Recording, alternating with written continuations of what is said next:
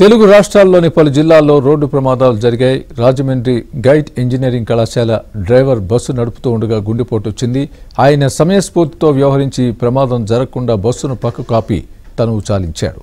మరోవైపు నార్కాట్పల్లి ఉల్లిగడ్డలతో వెళ్తున్న lorry school బస్సును ఢీకొట్టింది. ఈ ఘటనలో రోడ్డుపై పడ్డ ఉల్లిగడ్డల కోసం జనం ఎగబడ్డారు. పల్నాడు జిల్లా రెడ్డిగూడెం దగ్గర అతి వేగంతో వెళ్తున్న morning star private travels bus అదుపు తప్పి పక్కకు ఊరిగింది. ఎమర్జెన్సీ ద్వారం నుంచి ప్రయాణికులు బయటపడ్డారు.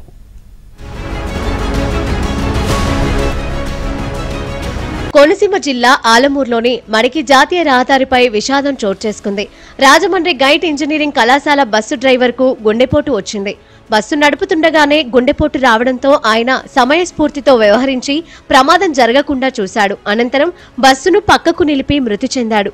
మడికి గ్రామానికి చెందిన D Narayanaraju Rajahmundry GIET engineering కళాశాల బస్సు డ్రైవర్ గా పనిచేస్తున్నాడు. గంటి నుంచి విద్యార్థులను ఎక్కించుకొని కళాశాలకు వెళ్తుండగా ఆయనకు గుండెపోటు వచ్చింది.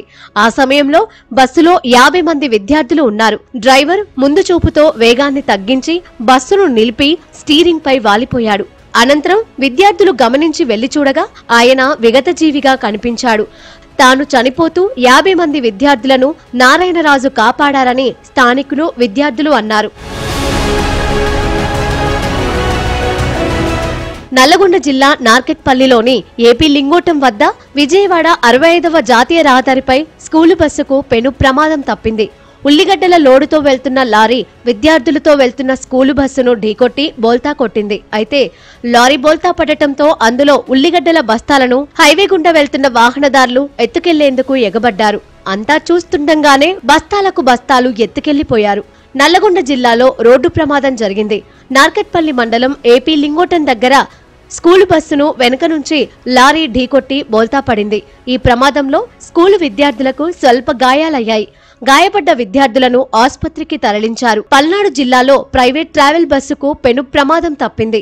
రాజుపాలెంలోని రెడ్డిగూడెం దగ్గర అతివేగంతో వెళ్తున్న మార్నింగ్ స్టార్ ట్రావెల్ బస్సు అదుపు తప్పి పక్కకు ఒరిగింది. అయితే రోడ్డు పనులకు ఏర్పాటు చేసిన పైపులకు తగిలి బస్సు నిలిచింది.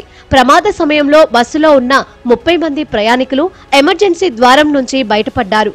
ప్రయాణికులు సురక్షితంగా బయటపడటంతో అందరూ ఊపిరి పీల్చుకున్నారు.